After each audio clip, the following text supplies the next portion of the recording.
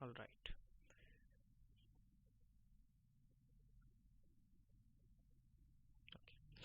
तो last video में हम लोगों ने क्या समझा था? लास्ट वीडियो में हम लोगों ने डेटा टाइप्स के बारे में समझा था, जहाँ पे हम लोगों ने, let me change the colour, जहाँ पे हम लोगों ने नंबर्स, बुलियन और स्ट्रिंग के बारे में समझा था। ठीक है, अब आज हम लोग थोड़ा आगे बढ़ेंगे। आज हम लोग पाइथन के कुछ इनबिल्ट डेटा स्ट्रक्चर के बारे में पढ़ेंगे। ठीक है, पाइथन के कुछ इनबिल्ट डेटा स्ट्रक्चर होते हैं। ठीक है, अब ये डेटा स्ट्रक्चर क्या होता है? डेटा स्ट्रक्चर एक तरह का कंटेनर होता है जो बहुत सारे डेटा को स्टोर करता है। ठीक है, सिंपल डेफिनेशन है, बहुत ही सिंपल डेफिनेशन है। डेटा स्ट्रक्चर एक तरह का कंटेनर होता है जो बहुत तरह के डेटा को, ठीक है, स्टोर करता है। अब हमारे पास बहुत तरह के डेटा स्ट्रक्चर होते हैं, जिसमें से पहला जो डेटा स्ट्रक्चर होता है, जो पहला इनबिल्ट डेटा स्ट्रक्चर होता है, वो होता है लिस्ट। ठीक है, तो सबसे पहले हम लोग समझेंगे लिस्ट के बारे में। तो लिस्ट क्या होता है? लिस्ट एक सीक्वेंस होता है, सीक्वेंस ऑफ आइटम्स। ठीक है, ऑर्डर्ड सीक्वेंस ऑफ आइटम्स। ठीक है, ऑर्डर्ड सीक्वेंस ऑफ आइटम्स को हम लोग लिस्ट बोलते हैं। ठीक है, अब लिस्ट को बनाने का तरीका क्या होता है? लिस्ट को बनाने के लिए सबसे पहले हमें लिस्ट का नाम देना होता है। ठीक है, जैसे यहाँ पे लिस्ट का नाम क्या है? यहाँ पे लिस्ट का नाम है x। ठीक है, x इज इक्वल टू, और फिर जो भी आइटम्स हम लोगों को इंसर्ट करने हैं लिस्ट में, ठीक है, वो हम लोग स्क्वायर ब्रैकेट में इंसर्ट करेंगे। ठीक है, जैसे यहाँ पे फर्स्ट आइटम है वो है 10, सेकेंड आइटम है 20.5, थर्ड आइटम है गेट क्यू। ठीक है, और ये आइटम्स कॉमा से सेपरेटेड होंगे। ठीक है, अब जब देखो ये जो पहला आइटम है, ठीक है, इसका डेटा टाइप क्या है? इसका डेटा टाइप है इंटीजर। इसका सेकंड आइटम का जो डेटा टाइप है, उसका डेटा टाइप क्या है? वो है फ्लोट। ठीक है, जो थर्ड डेटा टाइप है, उसका टाइप क्या है? उसका टाइप है स्ट्रिंग। ठीक है, तो जो लिस्ट होता है, ठीक, लिस्ट क्या होता है? लिस्ट एक ऑर्डर्ड सीक्वेंस होता है आइटम्स का। ठीक है, अब ये आइटम्स किसी भी टाइप के हो सकते हैं। ठीक है, जरूरी नहीं है कि वो सारे आइटम सेम टाइप के हो, वो आइटम किसी भी टाइप के हो सकते हैं। ठीक है, तो ये होता है लिस्ट। अब यहाँ पे जो पहला आइटम है, ठीक है, लेटर से यहाँ पे पहला आइटम है 10, दूसरा आइटम है 20.5, और जो थर्ड आइटम है गेट क्यू। ठीक है, अब यहाँ पर भी इंडेक्सिंग होती है। ठीक है, जैसे हम लोगों ने स्ट्रिंग में पढ़ा था, स्ट्रिंग में इंडेक्सिंग होती है। जो पहला कैरेक्टर होता है स्ट्रिंग का, ठीक है, लेटर से मेरे पास एक स्ट्रिंग है गेट क्यू। ठीक है, अब जो पहला कैरेक्टर होगा वो होगा जीरो इंडेक्स पे, फिर वन, फिर टू, फिर थ्री और फिर फोर। ये हो गए पॉजिटिव इंडेक्स। इसी तरह नेगेटिव इंडेक्स, जो लास्ट वाला कैरेक्टर होता है वो होता है -1, -2, -3, -4, -5। ठीक है, ये हो गया स्ट्रिंग के केस में। इसी तरह लिस्ट में भी होता है। ठीक है, लिस्ट में जो पहला आइटम है, ठीक है, वो होगा इंडेक्स नंबर 0 पे, फिर इंडेक्स नंबर 1, फिर इंडेक्स नंबर 2। इसी तरह नेगेटिव इंडेक्स में ये हो जाएगा -1, ये हो जाएगा -2 और ये हो जाएगा -3। ठीक है, अब इस लिस्ट का नाम x है। ठीक है, अब लेट अस से मुझे एक एलिमेंट को एक्सेस करना है। ठीक है, लेट अस से मुझे ये चाहिए कि मेरे लिस्ट में, मेरी जो लिस्ट है x, इसमें सेकंड एलिमेंट कौन सा है? सेकंड एलिमेंट यानी कि ये वाला एलिमेंट। ठीक है, तो सेकंड एलिमेंट को एक्सेस करने के लिए हम सिंपली लिखेंगे x और फिर स्क्वायर ब्रैकेट में उसका इंडेक्स, इंडेक्स यानी कि 1। ठीक है, तो x ऑफ 1 क्या हो जाएगा? x ऑफ 1 हो जाएगा 20.5। ठीक है, इसको मैं एक बार रन भी करा देता हूँ। देखो यहाँ पे क्या आ गया? यहाँ पे x ऑफ 1 को मैंने प्रिंट किया और ये आ गया 20.5। ठीक है, इसी तरह अगर मैं x ऑफ 2 को प्रिंट करता हूँ, ठीक है, x ऑफ 2 यानी कि थर्ड एलिमेंट। ठीक है, 2 यानी कि थर्ड एलिमेंट, तो थर्ड एलिमेंट कौन सा है? Get Q. तो देखो यहाँ पे गेट क्यू आ गया। इसी तरह अगर मैं नेगेटिव इंडेक्स को यूज करता हूँ, ठीक है, लेट अस से मैंने यहाँ पे नेगेटिव इंडेक्स को यूज किया, तो देखो x ऑफ -1, ठीक है, x ऑफ -1 भी यहाँ पे मुझे गेट क्यू प्रिंट करके दे देगा। ठीक है, तो इस तरह से हम लोग लिस्ट में डेटा को स्टोर कराते हैं, और पॉजिटिव और नेगेटिव इंडेक्स को यूज करके हम लोग लिस्ट के एलिमेंट्स को एक्सेस कर सकते हैं। ठीक है, इसी तरह अगर मैं x ऑफ -3 करता हूँ, ठीक है, पहला आइटम क्या था? पहला आइटम था 10, फिर 20.5, फिर गेट क्यू। ठीक है, गेट क्यू। अब x ऑफ -3, x ऑफ -3 यानी -1, -2, -3। ठीक है, तो x ऑफ -3 क्या हो जाएगा? 10 हो जाएगा, यहाँ पे 10 प्रिंट हो जाएगा। ठीक है, इसी तरह लेटेस्ट से अगर मैं x ऑफ 3 को प्रिंट करता हूँ, ठीक है। ये हो गया 0, ये हो गया 1, ये हो गया 2, ठीक है। अब x ऑफ 3 यानी कि फोर्थ एलिमेंट, ठीक है, फोर्थ एलिमेंट, लेकिन फोर्थ एलिमेंट इस लिस्ट में प्रेजेंट नहीं है, ठीक है। तो जब भी हम लोग फोर्थ एलिमेंट को एक्सेस करने की कोशिश करेंगे तो ये हमें एक इंडेक्स एरर दे देगा, ठीक है, list index out of range, ठीक है। ये एरर हमें दे देगा क्योंकि ये वाला जो इंडेक्स है, ये वाला जो इंडेक्स है, ये इस लिस्ट के लिए एग्जिस्ट नहीं करता है, ठीक है। तो इस तरह से हम लोग लिस्ट को क्रिएट करते हैं और लिस्ट में एलिमेंट्स को हम लोग एक्सेस करते हैं, ठीक है। अब लिस्ट की एक प्रॉपर्टी होती है, ठीक है, लिस्ट की एक प्रॉपर्टी होती है कि लिस्ट जो होते हैं वो म्यूटेबल होते हैं, ठीक है। म्यूटेबल यानी कि कैन बी चेंज, ठीक है। हम लोग म्यूटेबल यानी कि हम लोग उस एलिमेंट्स को, ठीक है, लिस्ट के एलिमेंट्स को चेंज कर सकते हैं, ठीक है। अब यानी कि पहले लिस्ट में एलिमेंट्स कौन कौन से थे, 10, 20.5 और फिर गेट क्यू, ठीक है, 0, 1, 2, -1, -2, -3, ठीक है। अब लेटेस्ट से मैंने यहाँ पे इसको रन कर दिया, ठीक है। मैंने यहाँ पे बोला कि जो लिस्ट में, ठीक है, एक्स लिस्ट में जो फर्स्ट इंडेक्स पे जो एलिमेंट है उसको 20.7 कर दो, ठीक है। पहले क्या था, पहले यहाँ पे 20.5 था, ठीक है। एक्स के फर्स्ट इंडेक्स पे पहले 20.5 था। अब मैं यहाँ पे क्या कह रहा हूँ, मैं कह रहा हूँ कि एक्स के फर्स्ट इंडेक्स में 20.5 को हटा करके 20.7 को रख दो, ठीक है। तो इसलिए मैं अगर यहाँ पे x को प्रिंट कर रहा हूँ तो देखो यहाँ पे वैल्यू मॉडिफाई हो गई, ठीक है। पहले यहाँ पे 20.5 था, अब 20.7 हो गया, ठीक है। अब लिस्ट म्यूटेबल होता है तो हम लोग वैल्यूज को चेंज कर सकते हैं, ठीक है। लिस्ट म्यूटेबल होता है तो वैल्यूज को हम लोग चेंज कर सकते हैं, ठीक है। इसी तरह जो नेक्स्ट डेटा स्ट्रक्चर है, ठीक है, जो नेक्स्ट डेटा स्ट्रक्चर है वो है टपल, ठीक है। नेक्स्ट डेटा स्ट्रक्चर है टपल। अब देखो इंटरव्यू में एक क्वेश्चन पूछेगा, ठीक है, जब भी आप लोग पाइथन पे इंटरव्यू दोगे, ठीक है, तो वो एक क्वेश्चन डेफिनेटली पूछेगा लिस्ट और टपल में डिफरेंस, ठीक है। तो आप लोगों को इतना बोलना है कि लिस्ट और टपल ऑलमोस्ट सेम है, बस जो लिस्ट होती है, ठीक है, लिस्ट क्या होती है, लिस्ट म्यूटेबल होती है और टपल इम्यूटेबल होता है, ठीक है। यानी कि लिस्ट में हम लोग एलिमेंट्स को चेंज कर सकते हैं, ठीक है, लिस्ट में एलिमेंट्स को चेंज कर सकते हैं और टपल में हम लोग एलिमेंट्स को चेंज नहीं कर सकते, ठीक है। बाकी सारी चीज़ें सेम है, बाकी सारी चीज़ें सेम है लिस्ट और टपल के लिए, ठीक है। अब जैसे लिस्ट के लिए हम लोग स्क्वायर ब्रैकेट को यूज़ करते हैं, ठीक है, टपल के लिए हम लोग नॉर्मल ब्रैकेट को यूज़ करते हैं, ठीक है, इस तरह से, ठीक है। टपल को हम लोग नॉर्मल, टपल के लिए हम लोग नॉर्मल ब्रैकेट को यूज़ करते हैं। जैसे यहाँ पे टपल में जो फर्स्ट एलिमेंट है, फर्स्ट एलिमेंट क्या है 30, सेकेंड एलिमेंट है 40.5 और थर्ड एलिमेंट क्या है ml, ठीक है। तीन एलिमेंट्स प्रेजेंट है यहाँ पे।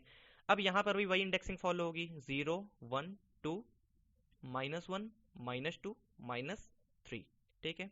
तो अगर मैं यहाँ पे टपल के सेकंड एलिमेंट को प्रिंट करना चाहता हूँ, ठीक है, t ऑफ 1, तो देखो यहाँ पे 40.5 प्रिंट हो जाएगा, ठीक है। इसको रन करेंगे तो यहाँ पे 40.5 प्रिंट हो जाएगा, ठीक है।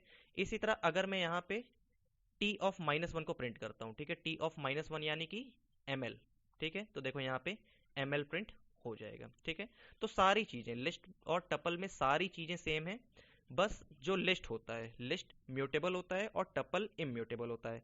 अब ये चीज़ें आप लोगों को याद रखनी होगी क्योंकि ये इंटरव्यू में डेफिनेटली पूछेगा आप लोग से, ठीक है। देखो यहाँ पे हम लोग क्या कर रहे हैं, यहाँ पे हम लोग एलिमेंट को मॉडिफाई कर रहे हैं, ठीक है, t ऑफ 1 यानी कि सेकंड एलिमेंट ऑफ टपल। हम लोग क्या कर रहे हैं, हम लोग सेकंड एलिमेंट, टपल के सेकंड एलिमेंट को मॉडिफाई कर रहे हैं 10.25 से, ठीक है। देखो लिस्ट में वो चीज़ पॉसिबल थी, ठीक है, जब हम लोग लिस्ट में मॉडिफिकेशन कर रहे थे, ठीक है, जब हम लोग यहाँ लिस्ट में मॉडिफिकेशन कर रहे थे तो ये चीज़ पॉसिबल थी, ठीक है। लेकिन जब हम लोग टपल में मॉडिफिकेशन करते हैं, ठीक है, जब भी हम लोग टपल में मॉडिफिकेशन करते हैं तो देखो यहाँ पे ये एक एरर हमें दे देगा, ठीक है, tuple object does not support item assignment, ठीक है। क्योंकि टपल क्या होता है, टपल इम्यूटेबल होता है, ठीक है। लिस्ट क्या होता है, लिस्ट म्यूटेबल होता है, टपल इम्यूटेबल होता है, ठीक है। तो बस यही एक डिफरेंस है लिस्ट और टपल में। किसी को कोई डाउट है यहाँ पे, any doubt? I hope it's clear. Alright, no questions, okay, चलो ठीक है। तो ये हो गया लिस्ट और टपल, ठीक है। अभी आगे मैं लिस्ट और टपल पे पूरी की पूरी नोटबुक बनाया हूँ, ठीक है, पूरी की पूरी नोटबुक है, वहाँ पे आप लोगों को लिस्ट और टपल में बहुत सारी चीज़ें पढ़ने को मिलेंगी, ठीक है। अभी तो मैं बस एक ओवरव्यू दे रहा हूँ आप लोगों को, ठीक है, कि लिस्ट क्या होता है, टपल क्या होता है। अब जो नेक्स्ट डेटा स्ट्रक्चर होता है, ठीक है, जो नेक्स्ट इनबिल्ट डेटा स्ट्रक्चर होता है वो होता है सेट, ठीक है। अब लिस्ट के लिए हम लोग स्क्वायर ब्रैकेट यूज़ करते हैं, टपल के लिए हम लोग नॉर्मल ब्रैकेट यूज़ करते हैं, ठीक है। तो सेट के लिए हम लोग करली ब्रेसेस को यूज़ करते हैं, ठीक है, करली ब्रैकेट को हम लोग यूज़ करते हैं, ठीक है। अब यहाँ पे, ठीक है, set is an unordered collection, ठीक है। देखो लिस्ट क्या है, लिस्ट एक ऑर्डर्ड कलेक्शन है। टपल क्या है, टपल भी एक ऑर्डर्ड कलेक्शन है, ठीक है। सेट क्या है, सेट एक अनऑर्डर्ड कलेक्शन है, ठीक है। अनऑर्डर्ड यानी कि जिस ऑर्डर में हम लोग डेटा को स्टोर कराएंगे जरूरी नहीं है कि वो उसी ऑर्डर में डेटा स्टोर रहे, ठीक है। लिस्ट में क्या होता है, लिस्ट में अगर हमने लेटेस्ट से 10, 20 और 30 तीन डेटा को स्टोर करा दिया, ठीक है, तो ये हमेशा इसी ऑर्डर में लिस्ट में प्रेजेंट रहेगा, ठीक है। अगर मैं टपल में यही काम करता हूं तो टपल में भी हमेशा ऑर्डर प्रिजर्व रहता है, ठीक है। लेकिन सेट में लेटेस्ट से मैंने स्टोर कराया 10, 20 और 30, ठीक है। तो मैंने इस तरह से सेट में डेटा को स्टोर कराया, लेकिन जरूरी नहीं है कि वो इसी ऑर्डर में डेटा स्टोर रहे, ठीक है, जरूरी नहीं है कि वो इसी ऑर्डर में डेटा स्टोर रहे। अब जब ऑर्डर ही प्रिजर्व नहीं रहता है तो फिर हम लोग इंडेक्सिंग भी नहीं कर सकते यहाँ पे, ठीक है। क्योंकि कभी जो है किसी इंडेक्स पे कुछ प्रेजेंट हो सकता है, कभी किसी इंडेक्स पे कुछ प्रेजेंट हो सकता है, ठीक है। तो यहाँ पे इंडेक्सिंग का रूल फॉलो नहीं होता है, ठीक है। तो सेट क्या होता है, सेट एक अनऑर्डर्ड कलेक्शन होता है, ठीक है। अब जैसा कि हमने मैथमेटिक्स में पढ़ा है, सेट में हमेशा यूनिक आइटम्स प्रेजेंट होते हैं, ठीक है। सेट में कभी भी कोई आइटम रिपीट नहीं करते हैं, ठीक है। अब इसका एग्जाम्पल क्या है, जैसे यहाँ पे एक मैंने सेट बनाया, ठीक है, सेट का नाम क्या है यहाँ पे x, ठीक है। अब सेट में मैंने 4 एलिमेंट्स को इंसर्ट करा दिया, 10, 30, 20, 40 और 5, ठीक है। अब लेटेस्ट से मैं इस सेल को रन कराता हूँ और यहाँ पे x को प्रिंट करता हूँ, ठीक है। तो देखो मैंने यहाँ पे किस ऑर्डर में डेटा को स्टोर कराया और ये किस ऑर्डर में यहाँ पे प्रिंट हो रहा है, ठीक है। तो यहाँ पे ऑर्डर जो होता है, ठीक है, ये अनऑर्डर्ड कलेक्शन होता है, यहाँ पे ऑर्डर प्रिजर्व नहीं होता है, ठीक है। अब अगर मैं फिर से अगर x को प्रिंट करता हूँ तो देखो यहाँ पे मुझे ये कोई और ऑर्डर दे दिया, ठीक है। तो यहाँ पे ऑर्डर प्रिजर्व नहीं होता है सेट में, ठीक है।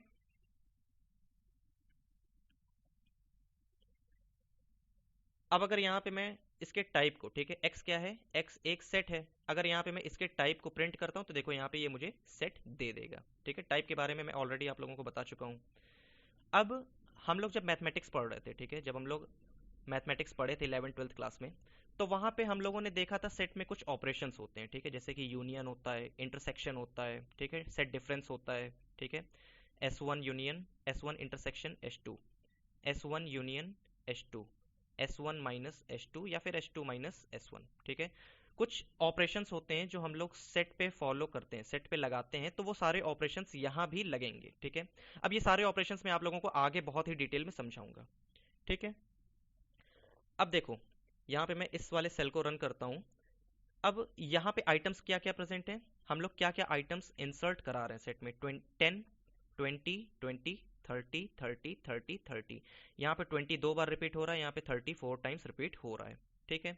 अब अगर मैं s को प्रिंट करता हूँ तो ये यहाँ पे मुझे सिर्फ यूनिक आइटम्स को देगा, ठीक है, ये सिर्फ यूनिक आइटम्स को देगा, क्योंकि सेट क्या होता है, सेट हमेशा यूनिक आइटम्स प्रोवाइड करता है, ठीक है, सेट हमेशा यूनिक आइटम्स को प्रोवाइड करता है, ठीक है। तो ये हो गया सेट के बारे में। अब जैसा कि मैंने बताया कि सेट एक अनऑर्डर्ड कलेक्शन होता है, ठीक है, सेट एक अनऑर्डर्ड कलेक्शन होता है, तो यहाँ पे इंडेक्सिंग वाला रूल फॉलो नहीं होता है। जब भी हम लोग किसी एलिमेंट को, ठीक है, किसी एलिमेंट को इंडेक्सिंग के थ्रू एक्सेस करना चाहते हैं तो ये पॉसिबल यहाँ पे नहीं होता है, ठीक है। यहाँ पे इस तरह से एक एरर आ जाएगा, सेट ऑब्जेक्ट इज नॉट सब्सक्रिप्टेबल, ठीक है, इस तरह से एक एरर आ जाएगा। तो ये हो गया सेट के बारे में। किसी को अभी तक कोई भी डाउट है, anyone, any doubt? Please repeat Python set. अच्छा, पाइथन सेट, ओके, ठीक है, फिर मैं फटाफट से इसको रिपीट कर देता हूँ, जस्ट अ मिनट।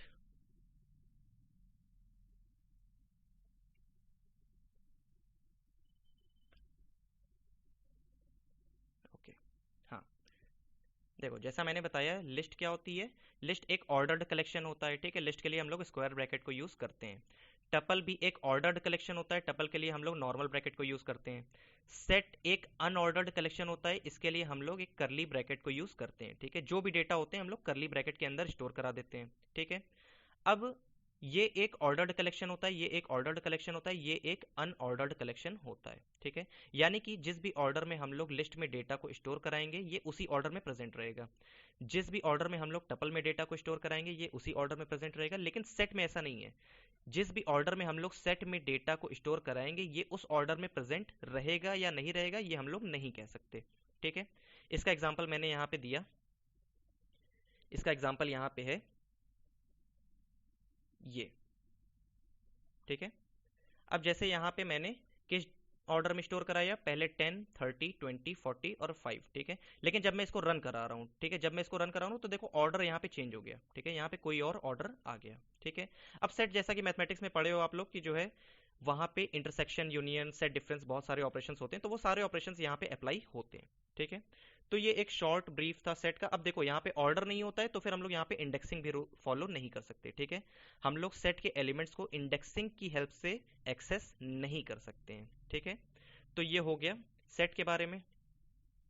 अब जो हमारा एक और इंपॉर्टेंट इनबिल्ट डेटा स्ट्रक्चर है वो है डिक्शनरी। ठीक है, अब जैसा हम लोग डिक्शनरी यूज किए हैं, ठीक है, डिक्शनरी हम लोग यूज करते हैं तो वहां पे क्या होता है, वर्ड होता है और उस वर्ड की करस्पॉन्डिंग मीनिंग होती है। ठीक है, उस वर्ड की करस्पॉन्डिंग मीनिंग होती है। ठीक है, तो यानी कि ये जो वर्ड है ये एक तरह से हो गया की। ठीक है, डिक्शनरी में ये हो गया एक तरह से की, और मीनिंग जो हो गई वो हो गई एक तरह से वैल्यू। ठीक है, यानी कि डिक्शनरी में हम लोग एक ऑर्डर को, ठीक है, एक कलेक्शन को, ठीक है, एक की और वैल्यू के कलेक्शन को हम लोग स्टोर कराते हैं। ठीक है, जैसा कि यहाँ पे एक डिक्शनरी बनी है डी। ठीक है, इस डिक्शनरी का जो फर्स्ट एलिमेंट है, फर्स्ट एलिमेंट ये है। ठीक है, इस डिक्शनरी का फर्स्ट एलिमेंट ये है और जो सेकंड एलिमेंट है वो है ये। ठीक है, अब देखो ये हो गया की। ठीक है, ये हो गया की और ये हो गया इस की का वैल्यू। ठीक है, इसी तरह ये हो गया की और ये हो गया इस की का वैल्यू। ठीक है, तो एक तरह से हम लोग की वैल्यू के पेयर को, ठीक है, एक तरह से हम लोग की वैल्यू के पेयर को डिक्शनरी में स्टोर कराते हैं। ठीक है, अब डिक्शनरी में भी बहुत सारे ऑपरेशंस होते हैं। ठीक है, जब मैं डिक्शनरी आप लोगों को डिटेल में बताऊंगा वहां पे आप लोगों को ये सारे ऑपरेशंस बहुत ही डिटेल में समझाऊंगा। ठीक है, अभी मैं एक हाई लेवल ओवरव्यू दे रहा हूं कि कौन कौन से डेटा स्ट्रक्चर्स होते हैं पाइथन में। ठीक है, अब एक और इम्पॉर्टेंट जो कॉन्सेप्ट होता है वो होता है डेटा टाइप कन्वर्जन का। ठीक है, कन्वर्जन बिटवीन डेटा टाइप्स। ठीक है, हम लोग एक डेटा टाइप से, ठीक है, एक डेटा टाइप से दूसरे डेटा टाइप में चीजों को, वैल्यूज को, डेटा को कैसे कन्वर्ट करते हैं। ठीक है, अब जैसे यहाँ पे क्या लिखा है, यहाँ पे लिखा है टू। ठीक है, यहाँ पे लिखा है टू। टू का डेटा टाइप क्या है, टू का डेटा टाइप इंटीजर है। ठीक है, टू का डेटा टाइप इंटीजर है। लेकिन अगर मुझे इस टू को फ्लोट में कन्वर्ट करना है, ठीक है, तो मुझे सिंपली फ्लोट लिख करके ब्रैकेट में उस टू को लिख देना है। ठीक है, तो यहाँ पे ये टू कन्वर्ट किस में हो जाएगा, ये टू कन्वर्ट हो जाएगा 2.0 में, यानी कि फ्लोट में। ठीक है, यहाँ पे कमेंट भी लिखा हुआ है convert integer to float using float method. ठीक है, इस मेथड को यूज करके हम लोग डेटा को फ्लोट में कन्वर्ट कर सकते हैं। ठीक है, इसी तरह लेटेस्ट से यहाँ पे क्या है, यहाँ पे है 2.5, इसका टाइप क्या है, इसका टाइप फ्लोट है। अब अगर मुझे इसे इंटीजर में कन्वर्ट करना है, ठीक है, इसको मुझे इंटीजर में कन्वर्ट करना है तो फिर यहाँ पे ये इंटीजर वाले पार्ट को ले लेगा। ठीक है, मुझे यहाँ पे लिखना होगा इंट और फिर 2.5। ठीक है, अब 2.5 में ये इंटीजर पार्ट है, ये फ्रैक्शनल पार्ट है। ठीक है, तो इंटीजर पार्ट कंसीडर होगा और इसका रिजल्ट क्या हो जाएगा, इसका रिजल्ट हो जाएगा 2। ठीक है, इसी तरह यहाँ पे ये 20, ठीक है, ये 20 किस में है, ये 20 इंटीजर फॉर्म में है। ठीक है, ये 20 इंटीजर टाइप का है। अब अगर मुझे इसे स्ट्रिंग में कन्वर्ट करना है तो सिंपली मुझे str और फिर अंदर वो वैल्यू लिख देनी है जिसे मुझे स्ट्रिंग में कन्वर्ट करना है, तो यहाँ पे ये 20 स्ट्रिंग फॉर्म में आ जाएगा। ठीक है, इसी तरह ये स्ट्रिंग फॉर्म में 20 है, यहाँ पे हमें अगर इसको इंटीजर में कन्वर्ट करना है तो हम लोग इंट और फिर अंदर उस स्ट्रिंग फॉर्म को लिख देंगे या किसी भी डेटा को लिख देंगे जिसको हमें इंटीजर में कन्वर्ट करना है, तो ये इंटीजर में आ जाएगा। ठीक है, यहां तक किसी को कोई भी डाउट है, anyone, any doubt, any doubt guys?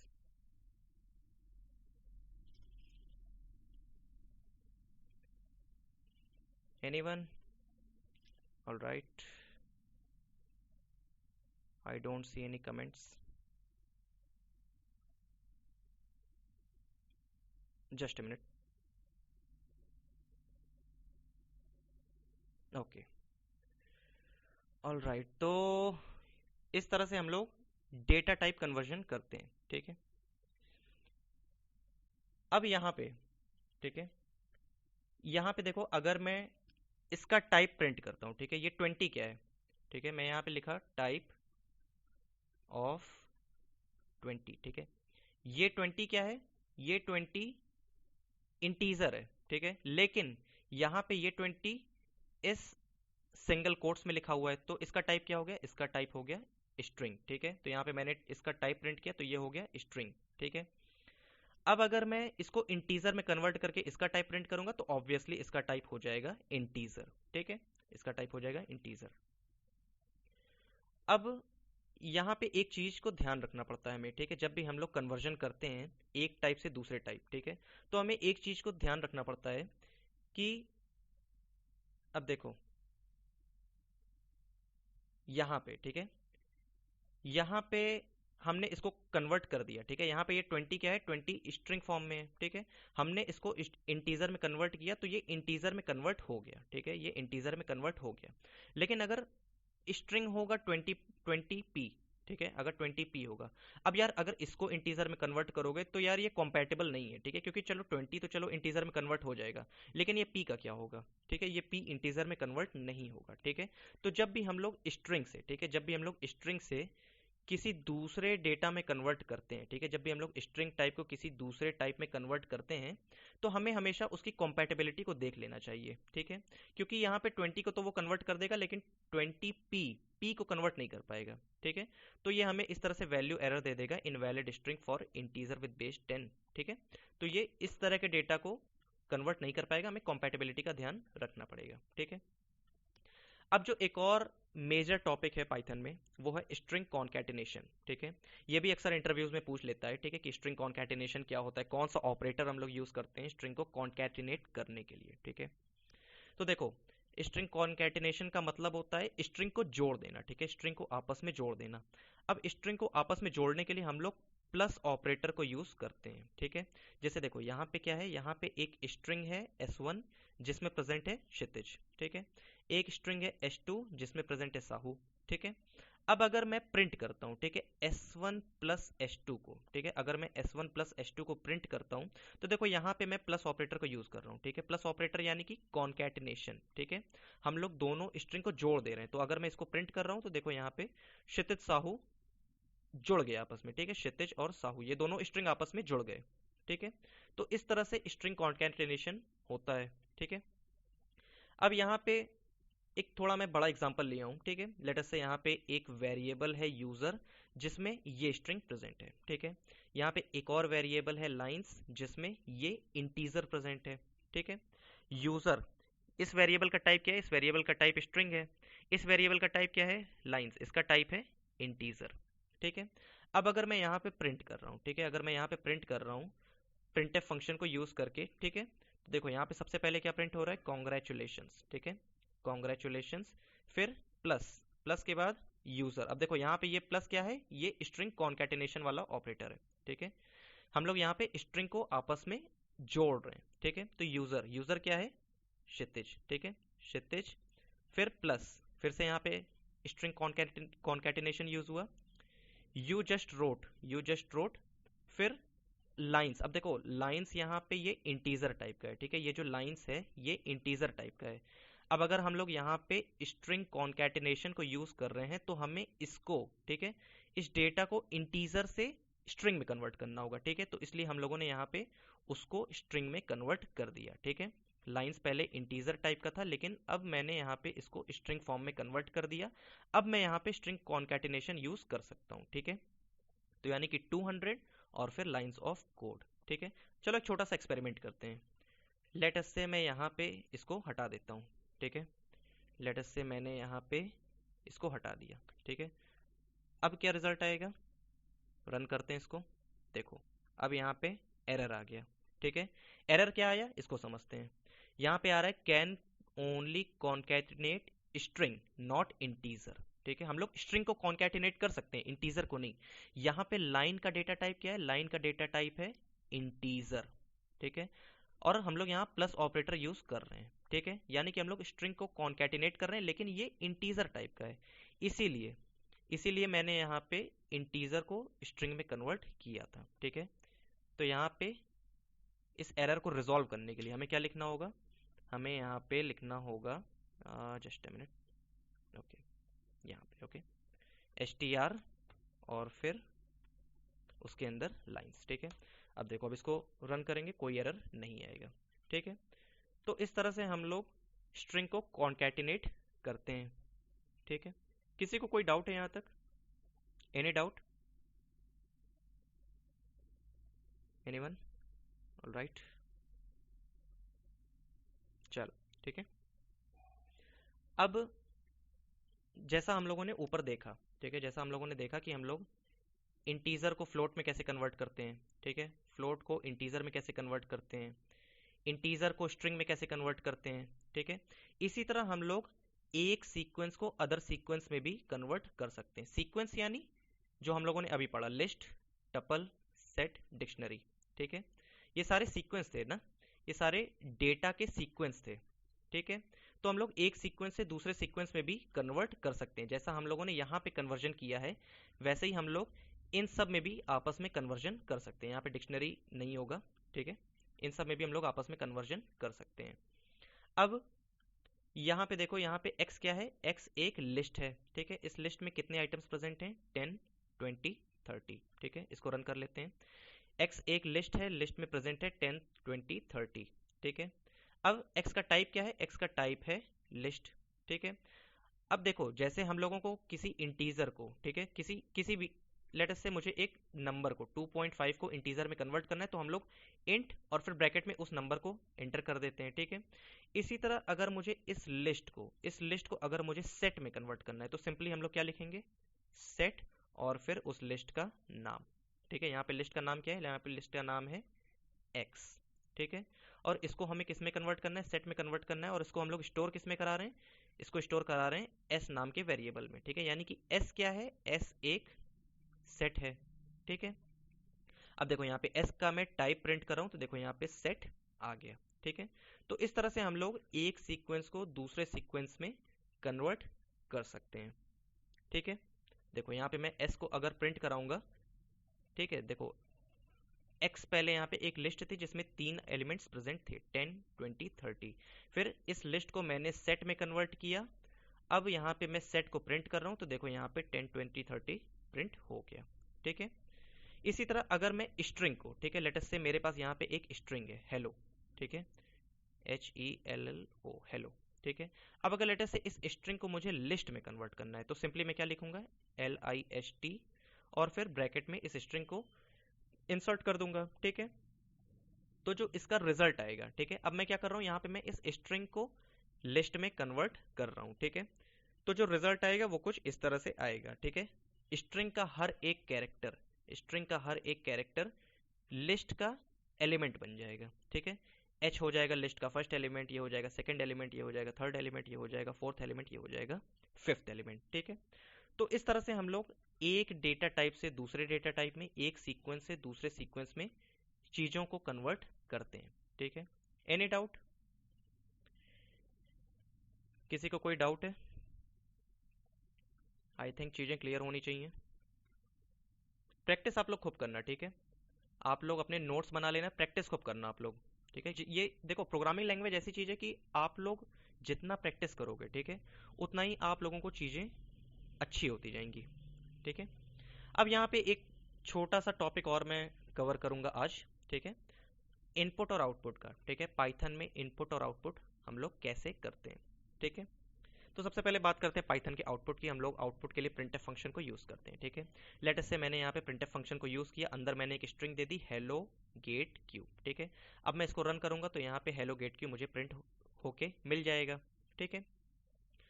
अब लेट अस से मैं यहाँ पे इन दोनों को, लेट अस से मैंने यहाँ पे दो प्रिंट स्टेटमेंट्स को यूज कर रहा हूँ, ठीक है। एक में मैंने लिख दिया हेलो, एक में मैंने लिख दिया स्टूडेंट्स, ठीक है। अब यहाँ पे मैं इसको रन करूंगा, तो ये मुझे यहाँ पे हेलो स्टूडेंट्स प्रिंट करके दे देगा, ठीक है। अब देखो, यहाँ पे एक ऑब्जर्व करने वाली बात है, जब भी हम लोग प्रिंट स्टेटमेंट को यूज़ करते हैं, ठीक है, तो वो प्रिंट स्टेटमेंट उसको प्रिंट करने के बाद कर्सर को नेक्स्ट लाइन में ले जाके फिर प्रिंट करता है, ठीक है। जैसे यहाँ पे हेलो प्रिंट हुआ, ठीक है, हेलो प्रिंट हुआ। हेलो प्रिंट होने के बाद जो कर्सर है, कर्सर मूव कर गया कहाँ पे, नेक्स्ट लाइन पे, ठीक है, कर्सर मूव कर गया नेक्स्ट लाइन पे, और उसके बाद स्टूडेंट्स प्रिंट हुआ, ठीक है। अब अगर मुझे कर्सर को उसी लाइन में चाहिए, ठीक है, मैं नहीं चाहता कि लाइन चेंज हो, मैं चाहता हूँ कि हेलो के बाद ही स्टूडेंट प्रिंट हो, तब उस केस में हम लोग क्या करेंगे? अगर हमें कर्सर को चेंज नहीं करना है, क्या करेंगे उस केस में? हम लोग एंड को यूज करेंगे, ठीक है। उस केस में हम लोग एंड को यूज करेंगे, ठीक है, यानी कि प्रिंट हेलो, ठीक है, हेलो प्रिंट होने के बाद ये स्ट्रिंग इससे, ठीक है, जो भी ये सिंगल कोट्स के बीच में जो भी चीजें हैं, स्ट्रिंग उससे एंड हो जाएगा और फिर कर्सर उसी लाइन में रहेगा और फिर स्टूडेंट्स प्रिंट हो जाएगा, ठीक है। Let me run this. मैं इसको रन करता हूँ तो आप लोगों को समझ में आ जाएगा, ठीक है। देखो, मैंने इसको यहाँ पे रन किया, ठीक है। देखो अब यहाँ पे क्या हो रहा था, यहाँ पे अलग अलग लाइन में प्रिंट हो रहा था, यहाँ पे एक ही लाइन में प्रिंट हो रहा है, ठीक है। यानी कि हम लोग इस स्ट्रिंग को एंड कर रहे हैं, इस स्ट्रिंग को एंड कर रहे हैं किससे? इससे। देखो यहाँ पे एक स्पेस आ गया, ठीक है। लेट अस से मैं यहाँ पे चीज़ों को चेंज कर देता हूँ, ठीक है। लेट अस से मैंने यहाँ पे स्पेस को कम कर दिया, ठीक है। लेट अस से मैंने यहाँ पे एक सिंगल स्पेस रखा, ठीक है। अब इसको देखो, यहाँ पे मैं रन करूंगा तो यहाँ पे एक स्पेस आ गया, ठीक है, यहाँ पे एक स्पेस का गैप आ गया, ठीक है। लेट अस से मैं यहाँ पे कोई कैरेक्टर इंसर्ट कर देता हूँ, ठीक है। लेट अस से मैंने यहाँ पे हाइफन्स को एंटर कर दिया, ठीक है। अब यहाँ पे मैं इसको रन करूंगा तो यहाँ पे देखो ये स्ट्रिंग, ठीक है, जो हेलो स्ट्रिंग है ये हाइफन से एंड हो रही है, ठीक है। तो ये क्या करता है? एंड। एंड क्या करता है? एंड हेल्प करता है इस स्ट्रिंग के लास्ट में इंसर्ट करने में, ठीक है, और कर्सर को उसी लाइन में रखने में, ठीक है। तो इस तरह से हम लोग कर्सर को सेम लाइन में रख सकते हैं, ठीक है। इसी तरह जब भी हम लोग आउटपुट की बात करते हैं तो हम लोग फॉर्मेटेड आउटपुट की भी बात करते हैं, ठीक है, यानी कि एक सही तरीके से आउटपुट को दिखाना, ठीक है, एक फॉर्मेट में आउटपुट को दिखाना, ठीक है। अब इसको भी फटाफट से एग्जांपल से समझ लेते हैं। लेट अस से यहाँ पे मेरे पास दो वेरिएबल्स हैं, ठीक है, एक है x, एक है y, ठीक है। x में क्या स्टोर है? x में स्टोर है 10। y में क्या स्टोर है? y में स्टोर है 20, ठीक है। अब यहाँ पे लेट अस से मैं प्रिंट करता हूँ, ठीक है। मैंने प्रिंट क्या किया? एक पहले तो मैंने स्ट्रिंग प्रिंट कर दी, ठीक है, the value of x is, ठीक है, ये यहाँ पे प्रिंट हो गया, the value of x is. फिर उसके बाद कॉमा और फिर x, x यानी x की वैल्यू 10, फिर and y is, and y is, उसके बाद y, y यानी कि y की वैल्यू 20, ठीक है। तो इस तरह से हम लोग प्रिंट कर सकते हैं x और y की वैल्यू को, ठीक है। लेकिन मुझे यहाँ पे बहुत बार कॉमा यूज करना पड़ा, ठीक है, बहुत बार मुझे यहाँ पे अलग अलग स्ट्रिंग को फॉर्म करना पड़ा। जैसे मैंने यहाँ पे ये एक स्ट्रिंग फॉर्म किया, ठीक है, ये एक स्ट्रिंग मैंने फॉर्म किया, ठीक है, बहुत सारे मैंने कॉमास यूज किए, ठीक है। अब लेट अस से हमें बहुत कोई लंबा स्ट्रिंग प्रिंट करना है, ठीक है, वहां पे इस तरह से हम लोग जनरली यूज नहीं करते हैं, जनरली हम लोग इस तरह से प्रिंट नहीं करते हैं, ठीक है। जब हम लोग बहुत किसी लंबे स्ट्रिंग को प्रिंट करते हैं तो वहां पे हम लोग फॉर्मेट फंक्शन को यूज करते हैं, ठीक है, फॉर्मेटेड आउटपुट के लिए, ठीक है। अब देखो यहाँ पे हम लोग स्ट्रिंग के बाद, ठीक है, ये पूरा क्या है? ये पूरा है एक स्ट्रिंग, ठीक है। देखो यहाँ पे डबल कोट्स यहाँ पे शुरू हुआ, यहाँ पे डबल कोट्स खत्म हुआ, ठीक है, ये पूरा एक स्ट्रिंग है। स्ट्रिंग के बाद हम लोग क्या यूज करते हैं? स्ट्रिंग के बाद हम लोग यूज करते हैं डॉट फॉर्मेट। उसके बाद इस तरह से ब्रैकेट लगा के हम लोग वेरिएबल्स के नाम को लिख देते हैं, ठीक है, इस तरह से हम लोग वेरिएबल्स के नाम को लिख देते हैं। और जहां पे हमें उस वेरिएबल की वैल्यू चाहिए, ठीक है, जहां पे हमें उस वेरिएबल की वैल्यू चाहिए वहां पे हम लोग सिंपली करली ब्रैकेट को लगा देते हैं, ठीक है। यानी कि यहाँ पे करली ब्रैकेट लगाया मैंने तो यहाँ पे x की वैल्यू आ जाएगी, जो पहला वेरिएबल होगा उसकी वैल्यू आ जाएगी। यहाँ पे मैंने करली ब्रैकेट लगाया तो यहाँ पे आ जाएगी y की वैल्यू, ठीक है, यहाँ पे आ जाएगी y की वैल्यू। इसलिए जब मैं इसको रन करूंगा, ठीक है, लेट अस से मैंने इसको रन कर दिया, ठीक है, तो देखो यहाँ पे the value of x is, the value of x is, फिर ये ब्रैकेट किससे रिप्लेस हो गया? x की वैल्यू से, x एंड y इज, ये वाला ब्रैकेट किससे रिप्लेस हो गया? y की वैल्यू से, यानी कि 20 से, ठीक है। तो इस तरह से हम लोग अपने आउटपुट को फॉर्मेट कर सकते हैं, ठीक है। अब इसमें भी हम लोग पोजीशंस को स्पेसिफाई कर सकते हैं, ठीक है, फॉर्मेटेड आउटपुट में भी हम लोग पोजीशंस को स्पेसिफाई कर सकते हैं, ठीक है। अब जैसे लेटस से मैंने यहाँ पे इंडेक्सिंग कर दी, ठीक है, इसी में मैंने यहाँ पे इंडेक्सिंग कर दी, मैंने पोजीशन दे दिया, ठीक है। यहाँ पे करली ब्रैकेट में मैंने लिख दिया 1, यहाँ पे करली ब्रैकेट में मैंने लिख दिया 0। ठीक है, अब बाय डिफॉल्ट क्या होता है, जो पहला होता है उसको हम लोग बोलते हैं 0, और जो दूसरा होता है उसको हम लोग बोलते हैं 1। ठीक है, तो जो ये वाला वेरिएबल है, ठीक है, ये वाला वेरिएबल यहाँ चला जाएगा, और ये वाला वेरिएबल इसकी वैल्यू यहाँ पे आ जाएगी। ठीक है, जब हम लोग पोजीशन नहीं प्रोवाइड करते हैं, ठीक है, तो बाय डिफॉल्ट पहला पहले में जाएगा और दूसरा दूसरे में जाएगा। ठीक है, लेकिन जब हम लोगों ने पोजीशन को प्रोवाइड कर दिया, ठीक है, मैंने बोला कि नहीं, जो सेकेंड वाला वेरिएबल है उसकी वैल्यू यहाँ पे आएगी, जो फर्स्ट वाला वेरिएबल है उसकी वैल्यू यहाँ पे आएगी। ठीक है, तो इस तरह से हम लोग आर्गुमेंट के पोजीशन को स्पेसिफाई कर सकते हैं। ठीक है, तो ये हो गया एक और टाइप फॉर्मेटेड आउटपुट का।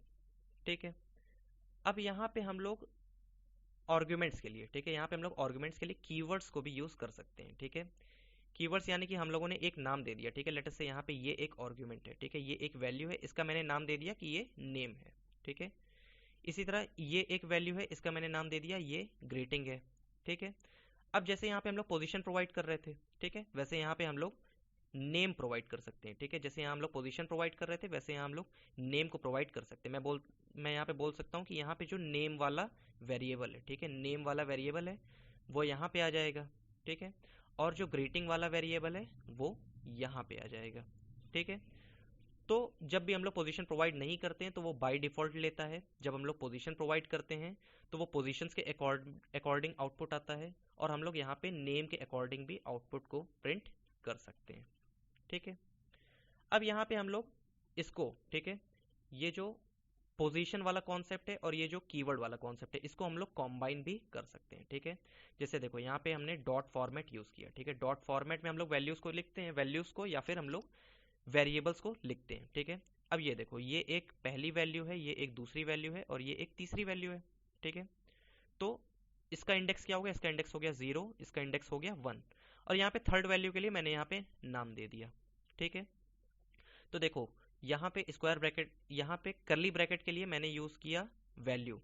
ठीक है, यहाँ पे करली ब्रैकेट के लिए मैंने पोजीशन यूज किया, इसके लिए भी मैंने पोजीशन यूज किया, इसके लिए मैंने नेम यूज कर लिया। ठीक है, तो इसको जब हम लोग रन करेंगे, ठीक है, जब हम लोग इसको रन करेंगे तो देखो जो जीरो वाला यानी कि जो पहला वाला वैल्यू है वो आ जाएगा यहाँ पे। ठीक है, जो दूसरा वाला वैल्यू है वो आ जाएगा यहाँ पे, और जो अदर नेम वाला वैल्यू है, ठीक है, वो आ जाएगा यहाँ पे। ठीक है, तो इसीलिए यहाँ पे क्या प्रिंट हो रहा है, यहाँ पे प्रिंट हो रहा है the next subjects are data structure. ठीक है, ये वाला algorithm and Java, algorithm and Java. ठीक है, बाय द वे पाइथन के बाद मैं यही सब्जेक्ट से शुरू करने भी वाला हूँ। ठीक है, तो यहाँ पे किसी को कोई डाउट है? Anyone, anyone guys, any doubt? चीजें सिंपल है, राइट? चीजें काफी सिंपल हैं, बस जितना प्रैक्टिस करोगे आप लोग उतना ही चीजें स्ट्रांग होती जाएंगी। ऑलराइट, ठीक है, अब जैसे पाइथन आउटपुट है वैसे ही पाइथन इनपुट होता है। ठीक है, ये एक लास्ट कॉन्सेप्ट है। अभी तक हम लोग क्या कर रहे थे, अभी तक हम लोग वैल्यूज को डायरेक्टली प्रोवाइड कर रहे थे। ठीक है, लेट अस से x इज इक्वल टू 10 मैंने लिखा। ठीक है, तो x इज इक्वल टू 10 यानी कि हम लोग कोडिंग में ही हम लोग वैल्यू को प्रोवाइड कर रहे हैं, इसको बोलते हैं हार्ड कोडिंग। ठीक है, इसको बोलते हैं हार्ड कोडिंग। ठीक है, हम लोग अपने कोड में ही वैल्यू को प्रोवाइड कर रहे हैं, हम लोग यूजर से वैल्यू नहीं ले रहे हैं। ठीक है, हम लोग यूजर से नहीं पूछ रहे हैं कि यार तुम कोई एक वैल्यू प्रोवाइड कर दो। ठीक है, लेकिन अगर हमें यूजर से वैल्यू चाहिए तो फिर हम लोग क्या यूज करते हैं, उस केस में हम लोग यूज करते हैं इनपुट फंक्शन को। ठीक है, उस केस में हम लोग इनपुट फंक्शन को यूज करते हैं। ठीक है, लेट अस से मैंने यहाँ पे लिख दिया नम। ठीक है, अब इसको मैं एक और बेसिक एग्जांपल देता हूँ। ठीक है, मैं यहाँ पे एक सेल क्रिएट करता हूँ, लेट अस से मैंने यहाँ पे लिख दिया x इज इक्वल टू 10। ठीक है, ये क्या हो गया, ये हो गया एक हार्ड कोडिंग। ठीक है, y is equal to input. ठीक है, अब अगर मैं इनपुट फंक्शन यूज किया, ठीक है, और अगर मैं इसको रन करता हूँ, ठीक है, तो देखो यहाँ पे ये यूजर से पूछेगा कि कोई इनपुट प्रोवाइड करो। ठीक है, अब अगर मैं यहाँ पे 20 दे देता हूँ, लेट अस से मैंने यहाँ पे 20 लिख के एंटर कर दिया, तो देखो y की वैल्यू क्या हो जाएगी, y की वैल्यू हो जाएगी 20। अब यहाँ पे मैं y को प्रिंट करूंगा तो y की वैल्यू क्या हो जाएगी, y की वैल्यू हो जाएगी 20। ठीक है, अब लेट अस से यहाँ पे मैं एक मैसेज के साथ इनपुट लेना चाहता हूँ। ठीक है, लेट अस से यहाँ पे देखो, यहाँ पे क्या था, यहाँ पे कोई मैसेज नहीं आ रहा था, मैं इस सेल को रन किया, यहाँ पे कोई मैसेज नहीं है, यहाँ पे सिर्फ मुझे वैल्यू को प्रोवाइड करना है, ठीक है। अब अगर मैं कोई एक मैसेज भी चाहता हूँ, ठीक है, तो हम लोग इनपुट में ही इस तरह से स्ट्रिंग को लिख सकते हैं, ठीक है। इनपुट फंक्शन में इस तरह के स्ट्रिंग को लिख सकते हैं। अब जब मैं इसको रन करूंगा, ठीक है, तो देखो यहाँ पे क्या एक मैसेज के साथ आ गया, ठीक है, इंटर अ नंबर, ठीक है। अब यहाँ पे मैं कोई भी वैल्यू प्रोवाइड कर सकता हूँ, ठीक है। लेट से मैंने यहाँ पे एक्स वाई जेड एक वैल्यू प्रोवाइड कर दिया, ठीक है। अब इसका टाइप क्या है? इसका टाइप है स्ट्रिंग, ठीक है। देखो यहाँ पे मैंने नम को प्रिंट किया, एक्स वाई जेड प्रिंट हो गया। अब अगर मैं यहाँ पे नम के टाइप को चेक करता हूँ, ठीक है, कि नम का टाइप क्या है, एन यू एम, तो देखो यहाँ पे स्ट्रिंग आ गया, ठीक है। तो इस तरह से हम लोग इनपुट और आउटपुट लेते हैं, ठीक है। किसी को कोई भी डाउट है? एनीवन? अगर कोई डाउट है तो आप लोग पूछ सकते हो, नहीं तो फिर आज की क्लास को यहीं पे हम लोग ओवर करते हैं।